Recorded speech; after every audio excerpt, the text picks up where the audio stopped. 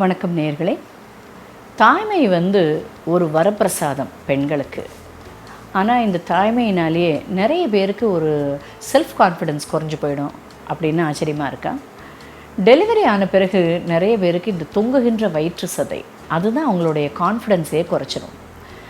Normally delivery ஆன பிறகு ஒரு 4 வாரத்தில் கர்ப்பப்பை அதோட நார்மல் சைஸுக்கு திரும்பிடும்.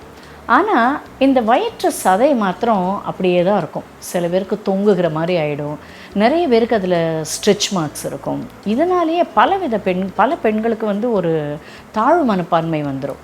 ஸோ இவங்க என்ன பண்ணுவாங்க, அதற்கான ஒரு சரியான ஒரு தீர்வை பார்க்காம இந்த பாடி ஷேப்பர்ஸ் இல்லாட்டி டைட்டனிங் பேண்டீஸ் இது மாதிரி யூஸ் பண்ணி அந்த வயிற்று சதையை இருக்க பார்ப்பாங்க, தெரியாத மாதிரி மறைக்க பார்ப்பாங்க. பாலூட்டும் தாய்மார்கள்னால் அவங்க டயட்டிங் கூட பண்ண முடியாது. ஏன்னா டயட்டிங் ஏதாவது பண்ணால் அதனால் வயிறு குறையுமான்ற ஆசையில் அவங்க டயட்டிங் பண்ணுவாங்க. ஆனால் குழந்தைக்கு ஃபீட் பண்ணும்போது இது மாதிரி டயட்டிங் பண்ணுறதால அது வேலை பிரச்சனைகளை கொண்டு போய் விடலாம். அதனால் அவங்களால எதுவுமே பண்ண முடியாது. ஒரு 6 மாதம் 1 வருஷத்தில் அந்த தொங்குகின்ற சதை இன்னும் லூஸ் ஆகி அசிங்கமாக போயிடும். அதனாலேயே நிறைய பேருக்கு கான்ஃபிடன்ஸ் கம்மியாயிடும். இதுக்காகவே கன்சல்டேஷன்ஸ்க்கு வர்ற நிறைய பேஷண்ட்ஸ் உண்டு. இது மாதிரி இருக்குது, என் ஹஸ்பண்ட் சண்டை போடுறாரு, எனக்கே சாரி கட்ட பிடிக்கல, இதுக்கு ஒரு தீர்வே இல்லையா டாக்டர் அப்படின்னு கேட்குற பெண்கள் நிறைய பேர் உண்டு. இவங்களுக்கு சரியான ஒரு தீர்வு ஆயுர்வேதத்தில் இருக்குது. அது ஒரு ட்ரீட்மெண்ட், அதை பரிமர்ஜனம் அப்படின்ட்டு சொல்லுவோம்.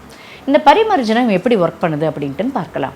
இந்த வயிற்று ஸ்கின் அப்படின்னு சொல்லுவாங்க இல்லையா, அதுக்கு கீழே சப்க்யூட்டேனியஸ் ஃபேட் அப்படின்னு சொல்லக்கூடிய ஒரு கொழுப்பு லேயர் உண்டு. அதில் கொஞ்சம் கொஞ்சமாக கொழுப்பு படிய ஆரம்பிக்கும். அதனால் ரொம்ப தளர்ந்து போய் இந்த சதை தொங்க ஆரம்பிக்கும். ஸோ 2 விதத்தில் இதற்கான தீர்வை நீங்கள் அணுக வேண்டும். ஒன்று, அந்த அப்டமினல் ஸ்கின்னை டைட்டன் பண்ணணும், அதோட எலாஸ்டிசிட்டியை திருப்பி கொண்டு வரணும், அது நம்பர் 1. 2வது, இந்த சப்க்யூட்டேனியஸ் ஃபேட்டு என்று சொல்லப்படுகின்ற கொழுப்பை கரைக்கணும். இது 2ம் பண்ணாலே ஒரு ப்ரீ ஸ்டேட் அளவுக்கு இல்லாட்டினாலும் 3/4 அளவுக்கு அதை டைட் பண்ணி ஸ்ட்ரெச் மார்க்ஸ்லேருந்து ரிலீஸ் ஆகலாம். ஸோ அதை எப்படி பண்ணுறது அப்படின்னு பார்க்கலாம். ஒன்று, ஸ்கின்னுக்கு எலாஸ்டிசிட்டி, அதோட கொலேஜன் பெருகணுன்னா நீங்கள் உள்ளுக்குள்ள சாப்பிட்ற உணவு ஒன்று மெயின். அதாவது சரியான ஃபேட்டை சாப்பிட்ணும். ஃபார் எக்ஸாம்பிள், இந்த நல்லெண்ணெய்ன்னு பார்த்தீங்கன்னு வச்சிங்களேன், அதில் நிறைய கோஎன்சைம் கியூட்டன் அப்படின்ற ஒரு முக்கியமான ஒரு நியூட்ரியன்ட் இருக்கும். அது உங்களுடைய கொலேஜன் லெவலை பெருக்கும். இது மாதிரியான கொலேஜன் சாப்பிடும்போது ஸ்கின் இளமையாகவும் டைட்டாகவும் இருக்கும். ஸோ இதை நீங்கள் எக்ஸ்டர்னலாகவும் யூஸ் பண்ணலாம். டெய்லியே நல்லெண்ணெயை கொஞ்சம் சூடு பண்ணி வயிற்றில் கிளாக் வைஸாக நீங்கள் மசாஜ் பண்ணிட்டு வரலாம். இப்படி மசாஜ் பண்ணிட்டு வரதால் தோலுக்கு ஒரு எலாஸ்டிசிட்டி தன்மை, அதாவது ஒரு நெகிழ்வு தன்மை அதிகமாக அது தோலை இழுத்து பிடிக்கும். 2வது, இந்த சப்க்யூட்டேனியஸ் ஃபேட், அதாவது உங்கள் தோலுக்கு கீழே சேர்ந்திருக்கிற இந்த கொழுப்பு, இதை கரைக்கிறதுக்கு தான் ஆயுர்வேதத்தில் சொல்லப்படுகின்ற ட்ரீட்மெண்ட் பரிமர்ஜனம் அப்படின்ட்டுன்னு. நார்மலாக நீங்கள் எல்லா வித எண்ணெய் ஆயுர்வேத ட்ரீட்மெண்ட்டில் பார்த்தீங்கன்னா எண்ணெய் மட்டும்தான் தேய்ப்பாங்க. ஆனால் இந்த ட்ரீட்மெண்ட்டில் நீங்கள் எண்ணெயை யூஸ் பண்ணவே மாட்டீங்க. இதுக்கு பதிலாக கொழுப்பை கிடைக்கக்கூடிய ஆன்டி செல்லுலைட் ஹெர்ப்ஸ் அப்படின்ற விதவிதமான பவுடர்ஸ் எடுத்துப்பீங்க. அந்த பவுடரை மோர் கூடையோ இல்லை தயிர் கூடையோ சேர்த்து மசாஜ் எல்லாம் பண்ணுவாங்க. இது மாதிரி மசாஜ் பண்ணுறது மூலமாக சப்க்யூட்டேனியஸ் ஃபேட்டை குறைக்கலாம். இது இல்லாமல் இதையே ஒரு மாடிஃபைடு வெர்ஷனாக கூட பண்ணலாம். அதாவது இந்த பவுடர்ஸ் எல்லாம் வேக வைத்து அதை ஒரு கஷாயம் மாதிரி பண்ணி அதையும் வச்சு தேய்ப்பாங்க. இது மாதிரி தேய்க்கும் போது என்ன ஆகும்னா, அது தோலில் கொஞ்சம் கொஞ்சமாக ஊடுருவ ஆரம்பிக்கும். அப்படி ஊடுருவி அது செல்லுலைட்டை கரைப்பதற்கு ரொம்ப யூஸ்ஃபுல்லாக இருக்குது. ஸோ இது மாதிரியான ட்ரீட்மெண்ட்ஸ் நீங்கள் பண்ணும்போது அது சூட்டை கிளப்பி அதிகமான வியர்வையை உண்டு பண்ணி அது மூலமாக கொழுப்பு கரைய ஆரம்பிக்கும். இது இல்லாமல் நீங்கள் வேறு என்ன பண்ணலாம் அப்படின்னு பார்த்தீங்கன்னா, நடைப்பயிற்சின்றது ஒரு அருமையான நடைப்பயிற்சி. நீங்கள் வெயிட் குறையிறதுக்காக இல்லை கொழுப்பு கரையிறதுக்கான மருந்துகள் ஏதாவது சாப்பிட்டீங்கன்னா அது உங்கள் உடம்பு சூட்டை அதிகரிக்கலாம்.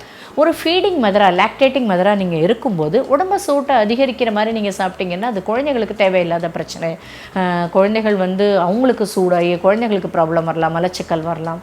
ஸோ அந்த மாதிரி உணவுகளை எந்தவித கட்டுப்பாட்டும் கொண்டு வராமல் இந்த வயிற்று சதையை குறைக்கணும் அப்படின்னு நினச்சிங்கன்னா நடக்கிறதுன்றது ஒரு அருமையான உடற்பயிற்சி. உங்களுக்கு நார்மல் டெலிவரி ஆயிருந்துச்சுன்னா நீங்கள் 4வது வாரத்துலேருந்து நடக்க ஆரம்பிக்கலாம்.